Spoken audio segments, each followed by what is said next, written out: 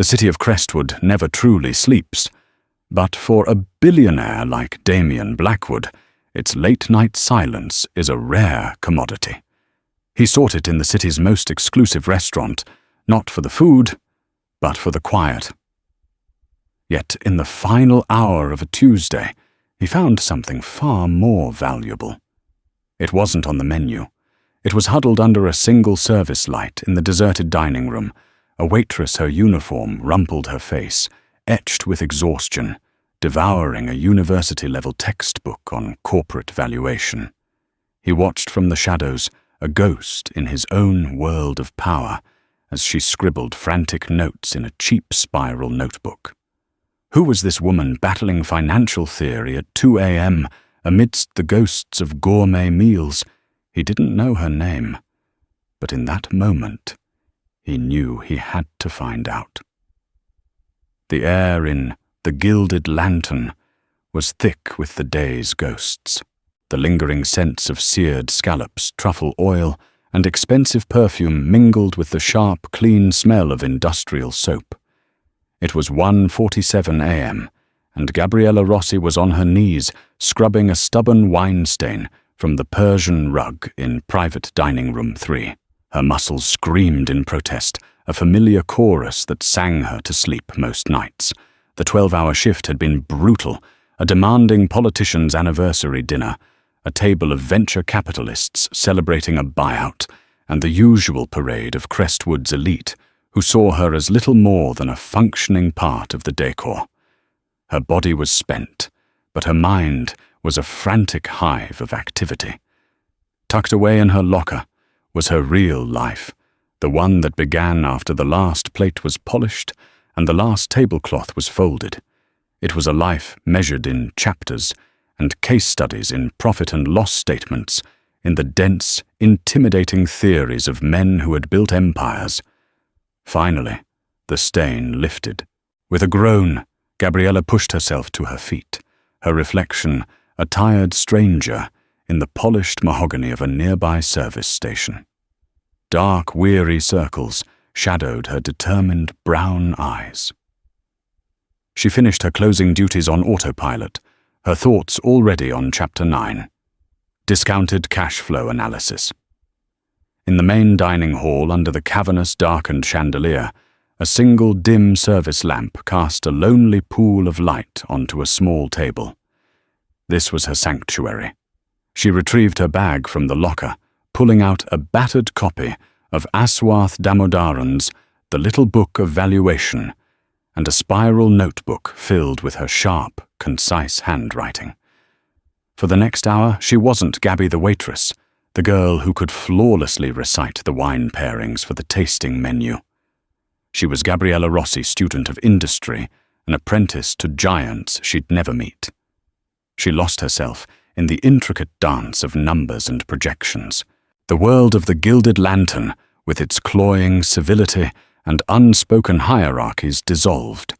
Here in the pages of this book, the rules were different. They were logical, brutal, and fair. Value was earned, calculated, and defended.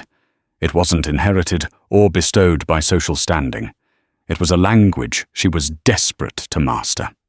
Her father's hardware store, a family legacy for 3 generations, had been devoured by a big-box retailer 3 years ago. It wasn't a failure of heart or hard work, but a failure of language. He hadn't understood the vocabulary of modern capital of leverage and scale, and it had cost him everything. Gabriella had sworn she would never be so vulnerable. From the darkest corner of the restaurant, in a booth shielded by a large decorative screen, Damian Blackwood watched her. He hadn't intended to stay this late.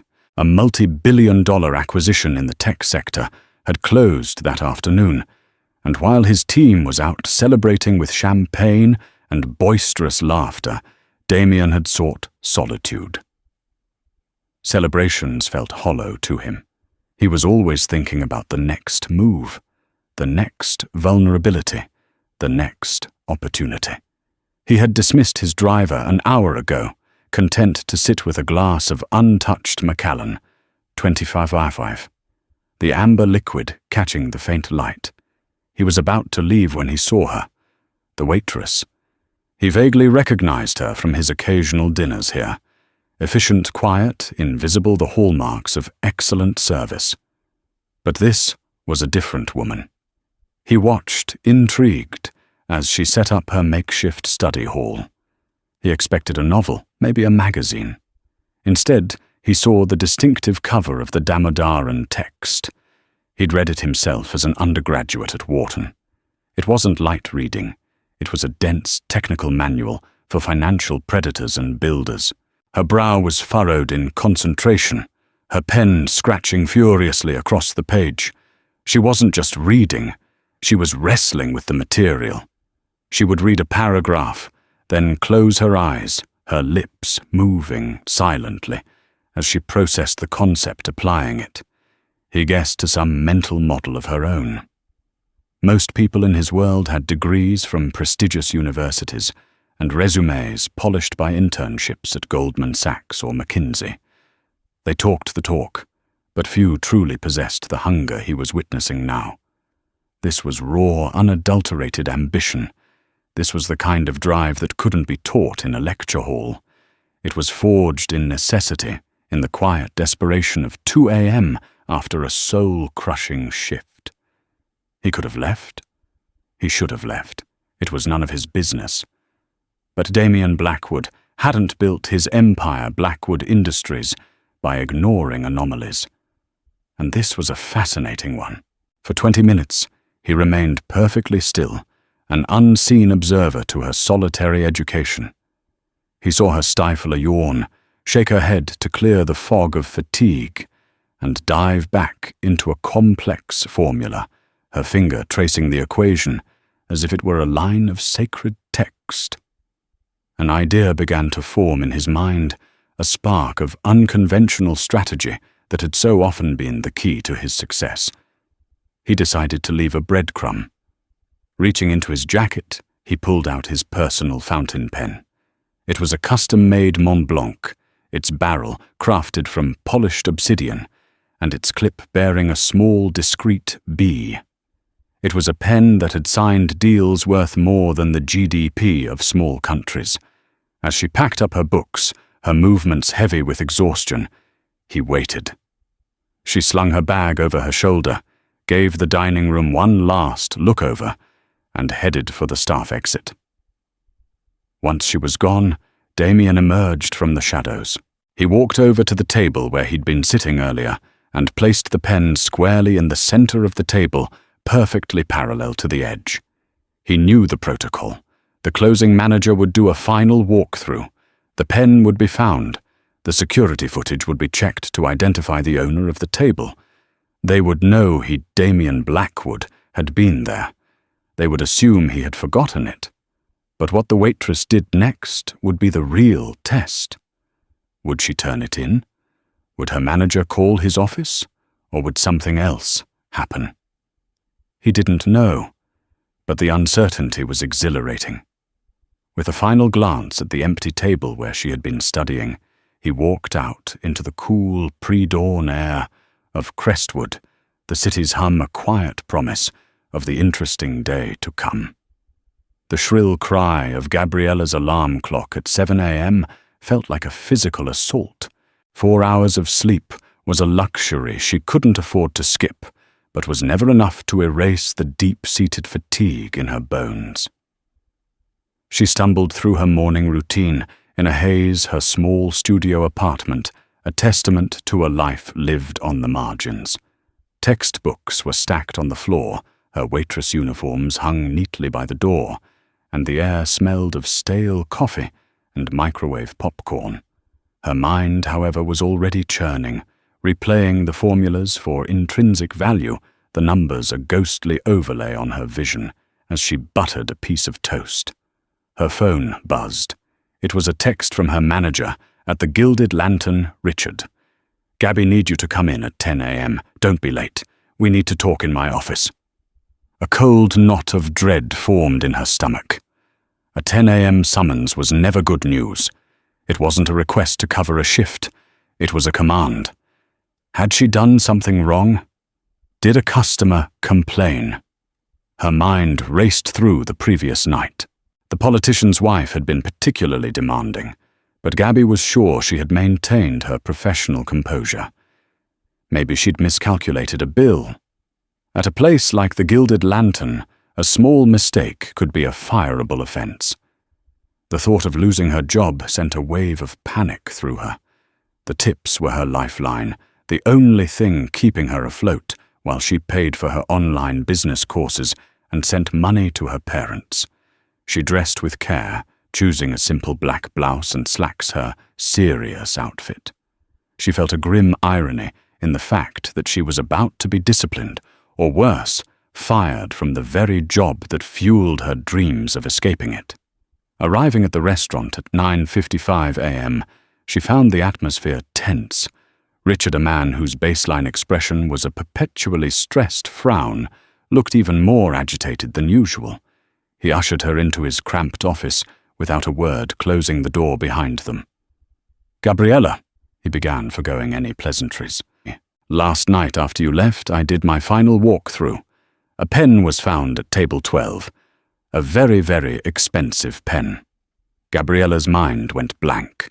A pen she was being called in for, a lost pen. Richard continued, his voice low and conspiratorial.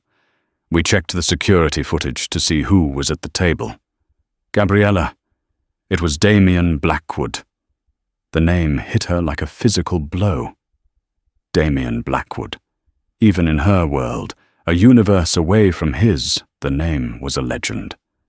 Blackwood Industries was a behemoth, its tentacles in everything from technology and logistics to private equity.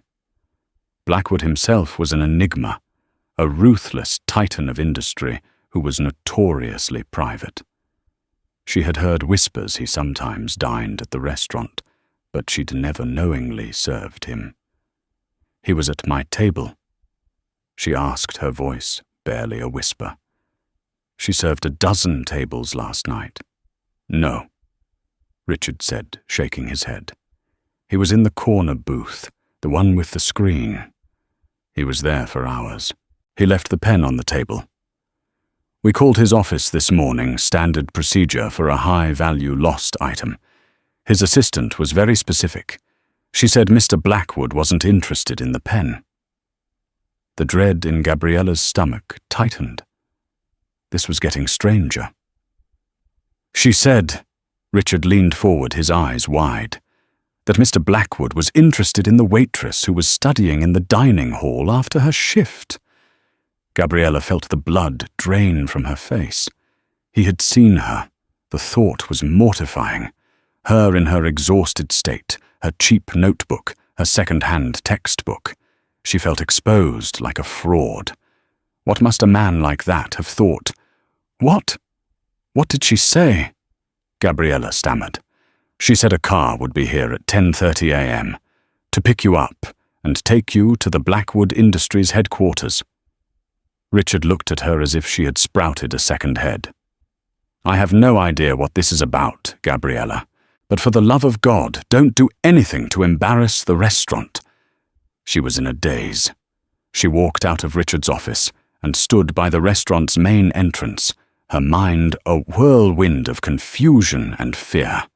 Fired, oh, this was something else entirely, something far more intimidating. At precisely 10:30 a.m., a gleaming black sedan, a Bentley Mulsanne, purred to a stop at the curb. It was so silent it seemed to have materialized out of thin air. The windows were tinted to an impenetrable black. A chauffeur in a crisp suit stepped out, opened the rear door, and looked directly at her. "Miss Rossi?" he asked, his voice polite but firm. Numbly she nodded. The short walk from the restaurant door to the car felt like a mile. As she slid onto the impossibly soft leather of the back seat, the door closed with a solid, definitive thud, sealing her off from the world she knew. The car pulled away from the curb with a smooth, powerful grace. The drive through Crestwood was surreal. She saw the familiar streets of her neighborhood give way to the manicured lawns and stately homes of the financial district, and finally to the gleaming steel and glass canyon of the corporate sector. The Bentley navigated the traffic with an effortless authority, other cars seeming to part for it. They stopped before a skyscraper that pierced the clouds, a monument of black glass and steel. On the front, in subtle, elegant letters, were the words, Blackwood Industries. The chauffeur escorted her through the lobby, a cavernous space of marble and modern art that felt more like a museum than an office building. The air hummed with a quiet, focused energy. People in impeccably tailored suits moved with purpose, their faces set with serious expressions. Gabriella, in her simple blouse, felt utterly and completely out of place. She clutched her worn leather satchel, which contained the very textbook from the night before, as if it were a shield. They didn't stop at a reception desk. The chauffeur led her directly to a private elevator. He used a key card, and the elevator ascended with dizzying speed, the floor numbers flashing by. It opened directly into a reception area, where a poised woman with a headset sat behind a massive oak desk. "Ms. Rossi," the woman said with a practiced, impersonal smile. "Mr. Blackwood will see you now." She pointed towards a set of double doors that seemed impossibly large. Gabriella's heart pounded against her ribs. Her palms were slick with sweat. This was it. She took a deep breath, straightened her shoulders, and pushed open the doors. The office was larger than her entire apartment. One entire wall was a floor-to-ceiling window, offering a breathtaking, godlike view of the city below. The furniture was minimalist and modern, designed for function, not comfort. And there, standing by the window with his back to her, was Damian Blackwood. He was taller than she'd imagined, dressed in a perfectly fitted charcoal grey suit. He turned around slowly. His face was sharp and angular, with intense grey eyes that seemed to see right through her. There was no warmth in his expression, only a cool, calculating intelligence. "Ms. Rossi," he said, his voice a low, commanding baritone that filled the vast space. "Thank you for coming. Please have a seat." He gestured to a single chair placed in the center of the room, facing his desk. It felt less like an invitation and more like the beginning of an interrogation. Gabriella sat her back, ramrod straight, placing her satchel carefully on the floor beside her. The leather of the chair was cool and unyielding. The silence in the room was immense, broken only by the faint, distant hum of the city far below. Damian Blackwood walked from the window to his desk, but he didn't sit down. He leaned against it, crossing his arms, his grey eyes fixed on her with an unnerving intensity. He was studying her, cataloguing her, in the same way she imagined he would analyze a balance sheet. "The Gilded Lantern," he began, his voice calm and measured. "One of the finest restaurants in the city. Tell me, Ms. Rossi, using Porter's 5 Forces model, what is their primary competitive advantage?" The question was so unexpected, so academically precise, that it momentarily stunned her. He wasn't asking about the pen or why she was studying. He was testing her. A wave of adrenaline, sharp and clarifying, cut through her fear. This was a language she understood. This was a battlefield where she might actually stand a chance. She cleared her throat. "Their primary advantage is differentiation," she said, her voice steadier than she expected. "It's built into every aspect of their business, which creates high barriers to entry, blunting the threat of new entrants." Damian raised an eyebrow, a flicker of interest in his eyes. "Elaborate. The 5 Forces." Gabriella began gaining confidence as she delved into the familiar framework. Threat of new entrants is low. You can't just open a place like the Gilded Lantern. It requires immense capital, a world-class chef who is a brand in himself, a sommelier with deep connections, and a location that has an air of old-world prestige. The brand is the barrier. "Supplier power," he prompted. "High but managed," she answered instantly. They source exclusive ingredients, A5 Wagyu from a specific farm in Japan, truffles from a single family in Italy. The suppliers have power, but the restaurant mitigates it by making those suppliers part of their own brand story. Customers come for those specific ingredients. It becomes a symbiotic relationship, not a purely transactional one. Buyer power. Relatively low for the individual, she explained, leaning forward slightly. Their clientele isn't price-sensitive, they're experience-sensitive. They pay for the status, the ambiance, the impeccable service. There's no bargaining at the Gilded Lantern. The power the buyers have is collective. If the restaurant's reputation slips, the high-value clientele will migrate elsewhere as a group. Threat of substitutes. Damian's gaze remained unwavering. High in theory, low in practice, Gabriella said. The substitute for $100 steak is a $10 steak or eating at home. But people don't go there just for food. They go for deal-making, for anniversaries, for the performance of luxury. The real substitute isn't another restaurant. It's a private yacht, a weekend in Paris, or a box at the opera. They're competing for a share of the luxury experience wallet, not just the dining-out wallet. And finally, competitive rivalry. Fierce but segmented, she concluded. They compete with maybe 3 other restaurants in Crestwood. They don't compete with the diner down the street. It's an oligopoly of excellence. They watch each other's menus, poach each other's staff, but their primary focus is on maintaining their own mythos, not just undercutting each other on price. When she finished, the silence returned. Damian Blackwood stared at her for a long moment. She had just broken down her grueling, low-wage job into a cold academic framework for a man who probably owned the company that supplied the restaurant's linen. The absurdity of it was not lost on her. He finally pushed himself off the desk and walked around to his chair, sitting down. He picked up the obsidian pen from his desk, the one from the restaurant. "You didn't just read the book, Ms. Rossi," he said, his tone shifting from interrogator to analyst. "You're applying it. You see the world through its lens. Why?" It was a simple question, but it cut to the heart of everything. Gabriella thought of her father, his face streaked with dust standing in the hollowed-out shell of his store. "Because my family owned a business?" she said, her voice quiet but firm.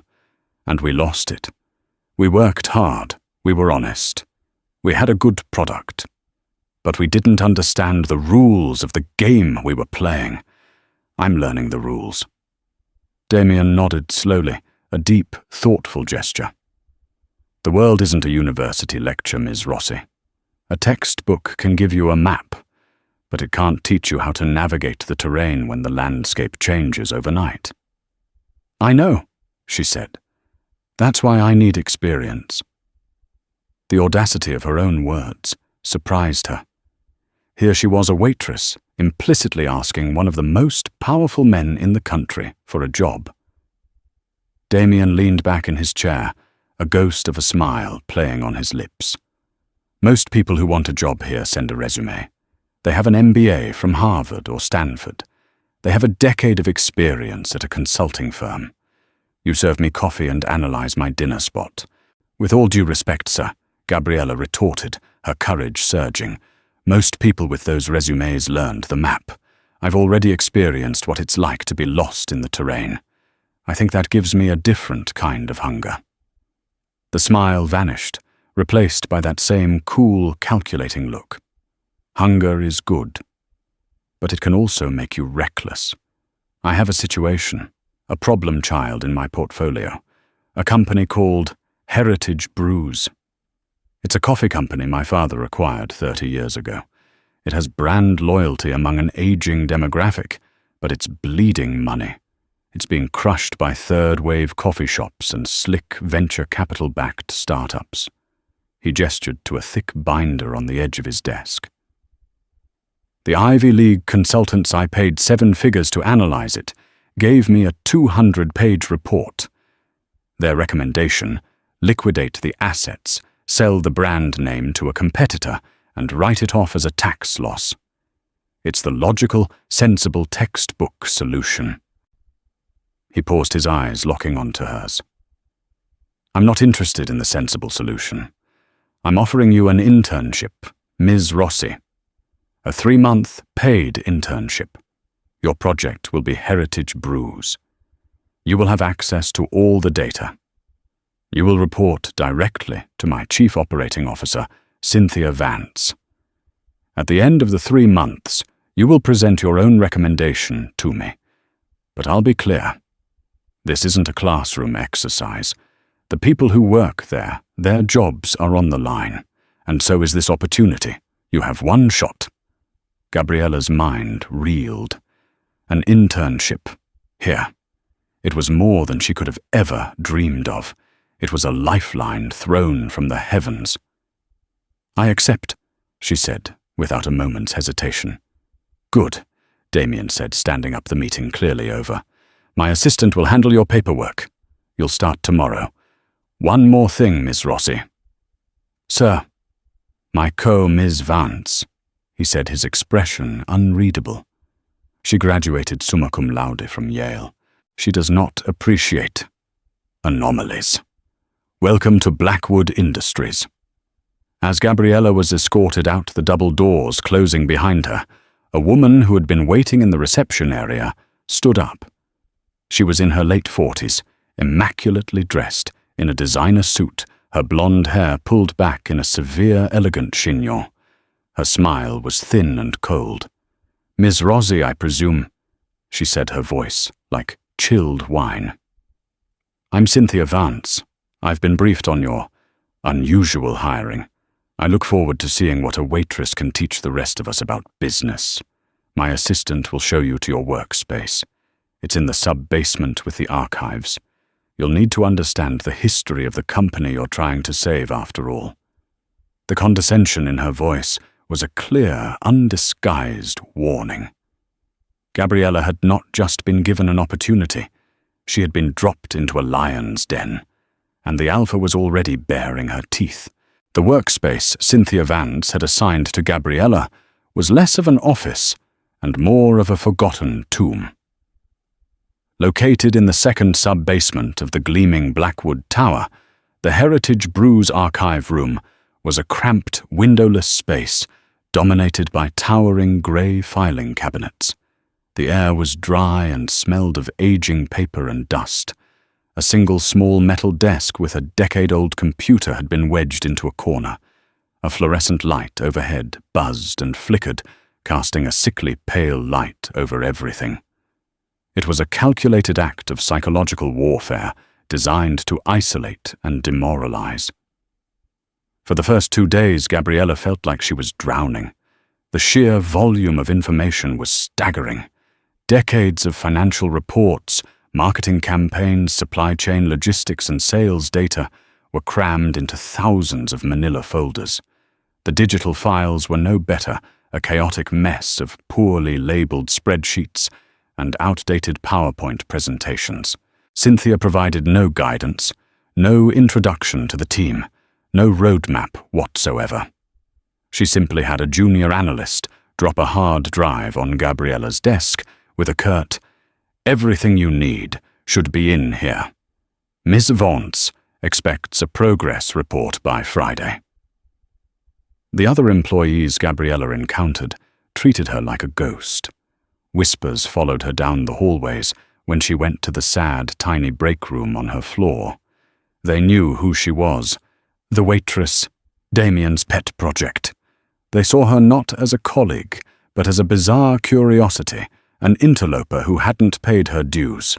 The hostility cloaked in polite professional indifference was suffocating. They wouldn't make eye contact in the elevator. They would end conversations abruptly when she approached. It was Cynthia's influence, she knew. The COO had marked her as an outsider, and the pack was following her lead. Gabriella allowed herself one evening of despair.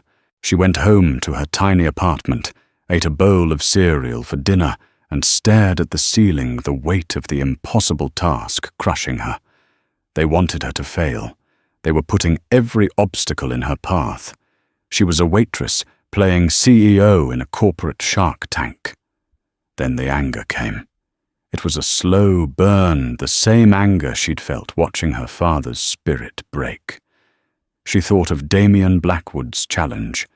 He hadn't promised her it would be easy. He had offered her a shot. Wallowing in the dust-filled basement was not how she was going to take it. The next morning she arrived at the tower at 6 a.m., an hour before anyone else. She brought a coffee maker for her dusty corner and a large whiteboard she'd bought with her own money.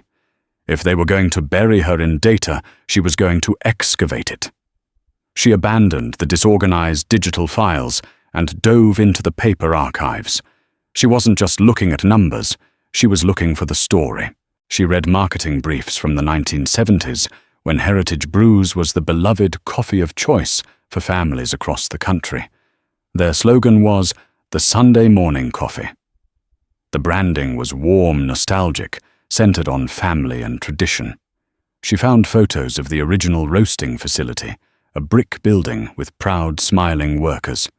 She then traced its decline.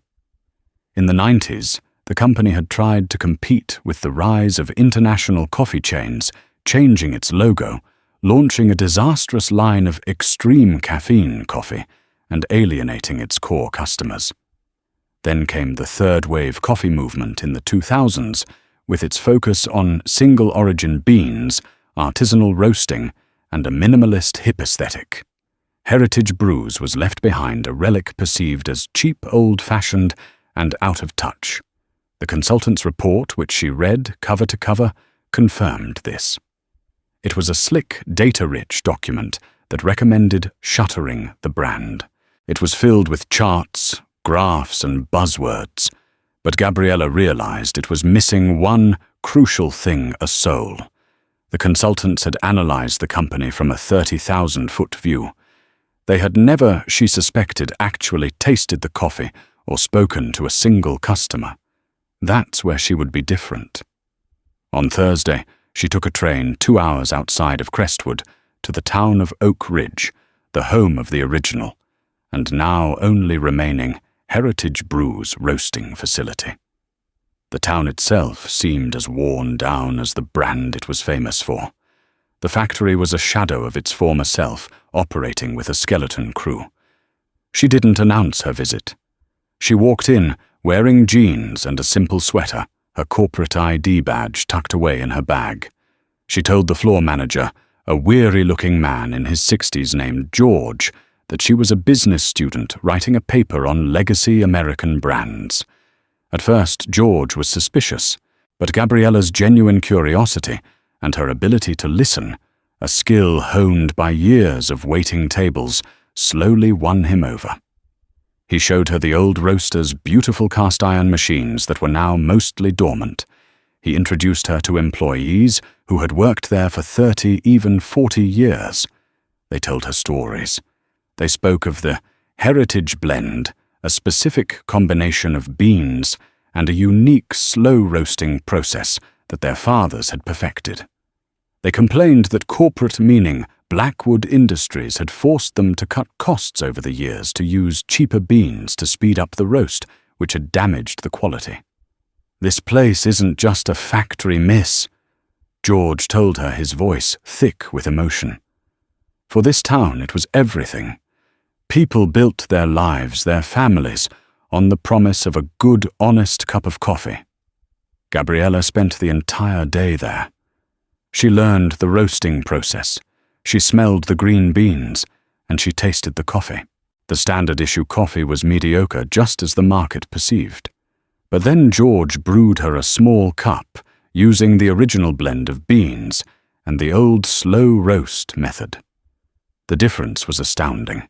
It was rich, smooth, and complex, with notes of chocolate and toasted almond. It tasted like home.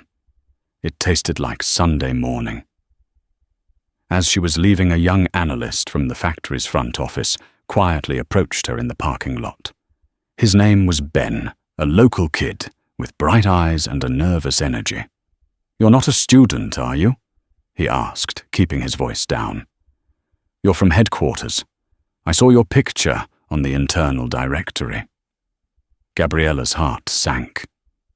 "I'm just trying to understand the business." "They're going to shut us down, aren't they?" Ben asked, his face pale. "The consultants were here last month.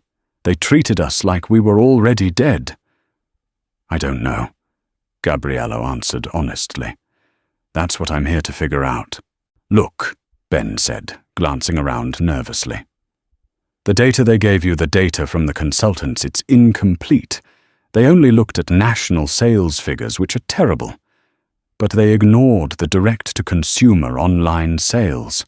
It's a small program we started a few years ago, mostly for old-timers who moved away. Corporate never gave us a real budget for it. But the customers on there, they're incredibly loyal. The repeat purchase rate is over 80%. They're not just buying coffee, they're buying back a piece of their memory." He scribbled an email address on a slip of paper. "I have the real data, the customer feedback, the sales breakdowns. They won't give it to you because it doesn't fit their narrative that this place is worthless. But it's not. It's just lost."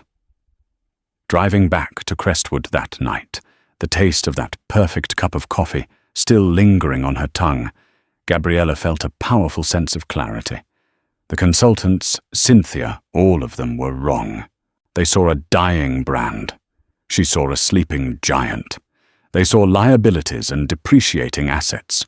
She saw a story, a legacy, and a core of loyal customers that any startup would kill for. They had put her in the lion's den, expecting her to be eaten. But they had made a critical mistake. They had forgotten that sometimes the lions are not in the boardroom. Sometimes they are in the forgotten factories and in the hearts of the people who refuse to let a legacy die. And she was about to give them a voice. Gabriella's progress report submitted that Friday was a quiet bombshell. It was devoid of the corporate jargon Cynthia Vance favored. Instead, it was a concise 2-page memo. The first page outlined the stark reality of the company's financial decline, acknowledging the validity of the top-line data. The second page, however, was titled Untapped Assets and focused entirely on what she'd discovered in Oak Ridge. She wrote about the latent brand value of Sunday Morning, the superior quality of the original blend, and using the data Ben had secretly emailed her, the astonishingly high retention rate of the small direct-to-consumer business. She concluded by stating that liquidation was a premature and destructive option, proposing instead a legacy-focused revitalization strategy. She expected a reprimand, a condescending email from Cynthia telling her to stick to the official consultant's report. Instead, she got silence. For a full week, she heard nothing from the COO's office. It was an unnerving quiet, the kind that precedes a storm. The atmosphere in the tower, however, shifted. The whispers grew louder, more pointed. Rumors began to circulate, insidious and poisonous. She was Damian Blackwood's mistress. She was a plant sent to spy on the executive team. The Heritage Brews project was just a pretense, a cover for her real purpose. The stories were designed to completely delegitimize her, to paint her as a conniving opportunist rather than a hard-working analyst. Her colleagues, who had been merely cold before, were now openly hostile. Files she requested from other departments would arrive late or corrupted or be accidentally deleted. Invitations to meetings that were relevant to her project were conveniently lost. She was being systematically cut off, isolated within the corporate machine. This was Cynthia's handiwork, Gabriella knew. The COO was too smart to engage in open conflict. Her weapon was the corporate ecosystem itself, and she was turning its antibodies against the foreign presence of the Waitress. One afternoon, Gabriella was in the sub-basement, trying to piece together fragmented supplier invoices, when Ben, the young analyst from the factory, called her on her personal cell. "I think you need to be careful," he said, his voice tense and low. "I got a call from someone in procurement at headquarters today, a guy named Peterson. He was asking about our bean suppliers, specifically about the ones we use for the original Heritage blend. He was asking about pricing contract terms, stuff that's way above his pay grade." "Why is that strange?" Gabriella asked. "Because he said he was working on a cost reduction analysis for Miss Vance," Ben explained. "But the questions he was asking, they sounded more like he was trying to figure out how to terminate the contracts. Or worse, how to source cheaper, inferior beans and pass them off as the original. If they do that, they'll destroy the one good thing we have left." A cold chill went down Gabriella's spine. This was sabotage. Cynthia wasn't just trying to make her fail. She was actively working to gut Heritage brews from the inside, ensuring that by the time Gabriella's 3 months were up, there would be nothing left to save. It was a self-fulfilling prophecy. Cynthia would prove the brand was worthless by secretly rendering it worthless herself. Gabriella knew she couldn't go to Damian Blackwood. To do so would be to admit defeat, to prove she couldn't handle the terrain he had spoken of. It would look like she was running to the teacher to complain about a bully. She had to fight this on her own. She had one advantage: nobody took her seriously. They saw a waitress in a dusty basement. They didn't see the woman who could handle 6 demanding tables at once, remember a dozen complex orders, and spot a customer's subtle dissatisfaction from across a crowded room. Her entire life had been about observing people, about understanding their unspoken intentions. She began to work differently. She stopped requesting files through official channels. Instead, she used her anonymity to her advantage. She started conversations with janitors, with administrative assistants, with the IT guys in the server room. She brought them coffee, the good stuff she'd brought back from Oak Ridge, and she listened to their complaints, their gossip. She learned the informal power structures of the building, the networks of information that existed outside the official org chart. From a disgruntled assistant in the legal department, she learned that Cynthia Vance had recently requested a review of the termination clauses in the Heritage Brews supplier contracts. From an IT technician, she learned that access logs showed someone from Cynthia's office had been repeatedly accessing and downloading the admittedly small Heritage Brews customer database from the direct-to-consumer site. The pieces were coming together. Cynthia wasn't just planning to kill the company. She was planning to salt the earth. By terminating the contracts for the high-quality beans, she would destroy the product. And with the customer list, Gabriella suspected she might be planning to sell that list to one of Heritage Brews' competitors, a final cynical act of squeezing every last drop of value from the dying brand before writing it off. It was brutal, efficient, and perfectly deniable. Meanwhile, Damian Blackwood remained a distant, silent observer. He never visited her in the sub-basement. He never responded to her memo. His silence was its own kind of test. Was he watching to see if she would sink or swim? Or had he simply forgotten about his pet project, leaving her to be devoured by the corporate machinery he commanded? She had no way of knowing. Her only ally was Ben. They communicated through encrypted messaging apps and private emails, forming a small 2-person insurgency. He fed her real-time data from the factory floor, while she fed him insights into the political maneuvering at headquarters. Together, they started building a case. Gabriella worked relentlessly, often sleeping for a few hours on a small cot she hid behind a filing cabinet. Her project was no longer just about saving a company. It was about exposing a rot at the heart of Blackwood Industries.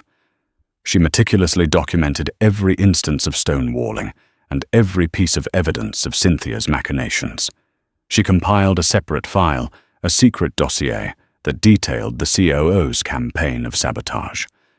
One night, working late, she was reviewing the direct-to-consumer website's back-end analytics. She noticed something odd. A new marketing campaign had been launched a week ago, one she hadn't authorized. It was a targeted ad campaign on social media, offering a massive 50% discount on all Heritage Brews products. It was a crude, desperate-looking campaign, completely at odds with the brand's legacy. But it was working. Sales had tripled in the last week. To anyone else, this would look like a success. A brilliant move. But Gabriella saw the trap. A 50% discount on a product with already thin margins meant they were now losing a significant amount of money on every single bag of coffee they sold. The campaign was driving sales up, but it was driving profits into the ground, accelerating the company's financial death spiral.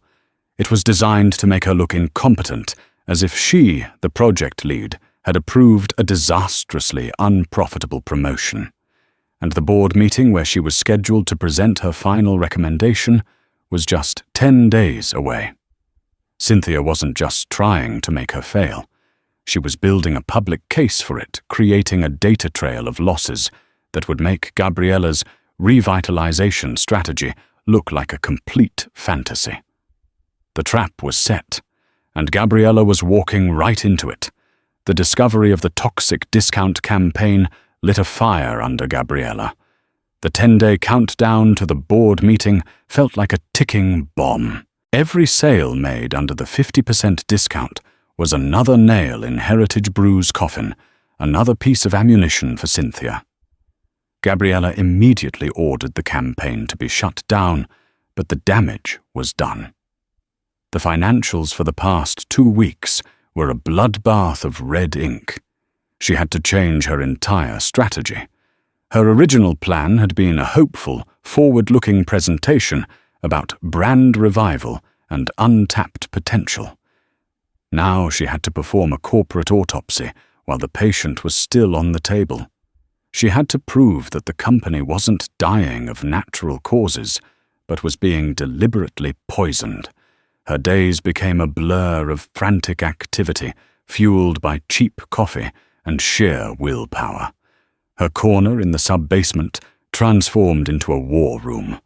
The whiteboard was covered in a complex web of names, dates, and arrows connecting Cynthia Vance to the procurement inquiries, the accidental, data corruption, and the disastrous marketing campaign.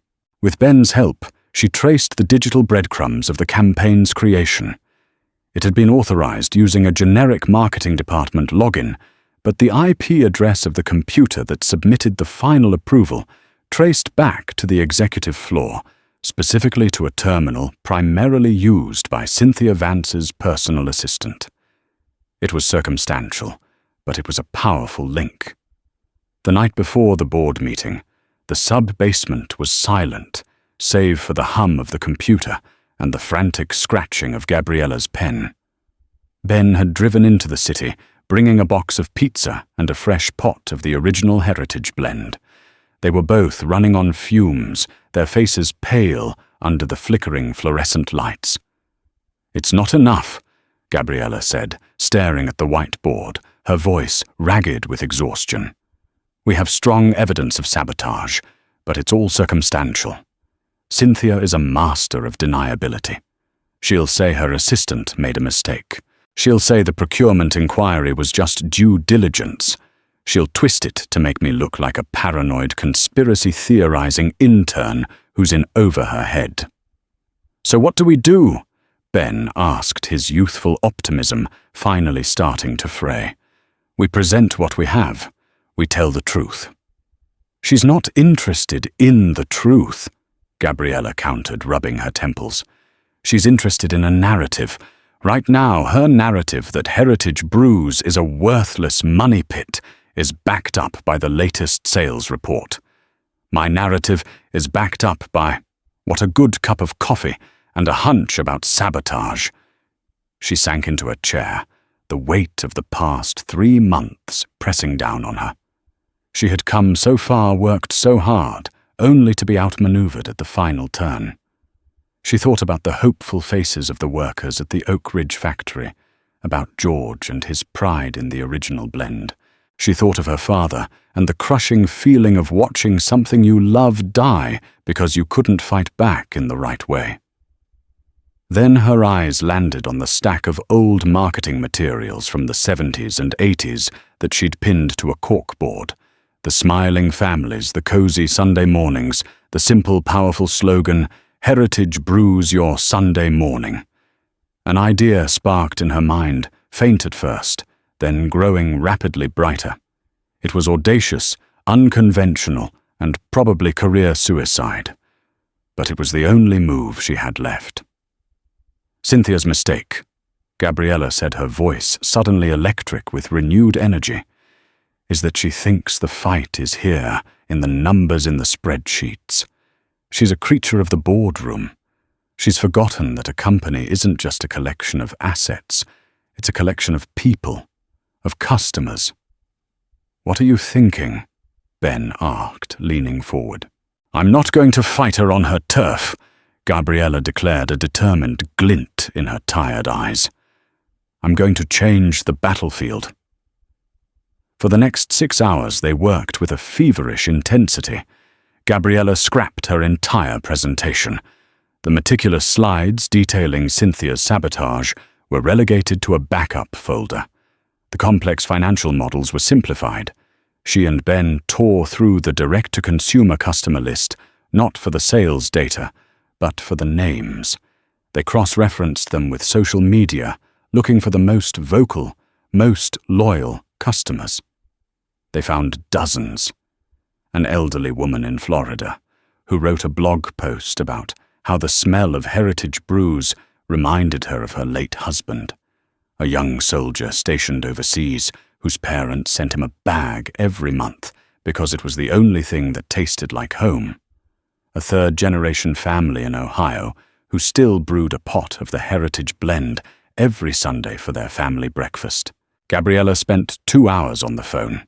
Using the company's account, she overnighted a small special package to 3 of these customers, along with a personal handwritten letter. It was an incredible long shot, a desperate Hail Mary. Next, she and Ben started editing video. They compiled footage from her first visit to the factory, the proud workers, the gleaming old roasters, George explaining the art of the slow roast. They intercut it with the old nostalgic television commercials from the brand's heyday. They didn't finish until the sun was beginning to cast a faint, grey light over the city. Gabriella created a new presentation. It was shorter, simpler, and profoundly different from the one she had planned. It was less of a business plan and more of a story. As she packed her bag, her hands trembling slightly from caffeine and lack of sleep, she looked at the 2 versions of her presentation saved on her laptop. The first was an accusation, a detailed case against Cynthia Vance. The second was an appeal, a passionate defense of a legacy. She knew that presenting the first would be an act of war against the COO. Presenting the second was an act of faith in the company's soul and in Damian Blackwood's ability to recognize it. She took a deep breath. The choice was clear. She wasn't just there to win a fight. She was there to save a company. As she rode the elevator up from the silent sub-basement to the top floor, leaving the lion's den for the final showdown, she knew she was as ready as she would ever be. She wasn't armed with spreadsheets and accusations. She was armed with a story, and she hoped it would be enough. The boardroom at Blackwood Industries was a temple of corporate power, and as Gabriella entered, she felt the palpable weight of skepticism from the stern faces around the mahogany table. At its head sat Damian Blackwood, his expression unreadable. To his right, Cynthia Vance offered a smile that was pure condescension. Gabriella began, her voice steady. "The numbers suggest heritage brews should be liquidated," she acknowledged. "But the numbers are telling a misleading story." Instead of a slide filled with charts, the screen behind her flickered to life with a montage of the company's history, smiling families from old ads, the proud faces of the Oak Ridge factory workers, the slow, beautiful process of the coffee being roasted. Her plan wasn't a complex rebranding, it was a return to authenticity. Relaunch the original Heritage blend through a direct-to-consumer model focusing on the brand's incredibly loyal core. She addressed the recent financial losses as the direct result of a deeply unprofitable discount campaign launched without proper oversight. She never said Cynthia's name, but the implication was clear. This is a manipulative, emotional circus. Cynthia interjected, her voice dripping with scorn. This board deals in hard data, not nostalgic stories. The brand is dead. Ladies and gentlemen, Damian's voice cut in. We have a few guests. The screen changed, showing 3 video windows. An elderly woman, a young soldier, and a family in their kitchen, the loyal customers Gabriella had contacted. For 10 minutes, they spoke not of price, but of memory of home and of tradition. They transformed Heritage Brews from a line item into a legacy. The boardroom was silent, the board members visibly moved. Cynthia, seeing the tide turn, sputtered, "This proves nothing. I demand a vote on the liquidation." "There is one more piece of data," Damian said, his voice dangerously quiet. He slid a folder across the table. "An IT security log tracing the launch of that unprofitable campaign directly to a terminal in your office, Cynthia. And a second document, an offer solicited by you to sell the customer list to a competitor." Cynthia's face went white. The poise and arrogance vanished, replaced by the stark terror of being caught. "You're fired." Damian stated his words like chips of ice. "Security will escort you out." After a stunned Cynthia was led from the room, Damian turned to Gabriella. "The board approves your revitalization plan, Ms. Rossi. It has also voted to install you as the new CEO of Heritage Brews." Later, Gabriella stood in her new office, Cynthia's old one staring at the city below. Damian stood beside her. "I knew what she was doing," he admitted. "But this was a test. A test. The textbook can't teach you how to survive a shark," he said, a flicker of respect in his eyes. "You had to prove you could do that on your own. You earned this." Gabriella looked out at the sprawling city, no longer an outsider, but a player in the game. Her journey had just begun. Gabriella's story isn't just about a chance encounter. It's a powerful testament to the fact that talent, grit, and intelligence are not confined to the boardrooms of the world. They can be found in the quiet corners of late-night diners, in the determined hearts of those who refuse to accept the life they've been handed. It's a reminder that a true opportunity isn't a gift. It's a test of character, of resilience, and of the will to fight for a vision when everyone else tells you it's impossible. Her journey from waitress to CEO proves that the best investment you can ever make is in raw, overlooked potential. What did you think of Gabriella's incredible journey? Was Damian right to test her so severely? Let us know your thoughts in the comments below. If this story inspired you, please hit that like button, share it with someone who needs a dose of motivation, and don't forget to subscribe to our channel for more stories that challenge expectations. Thank you for listening.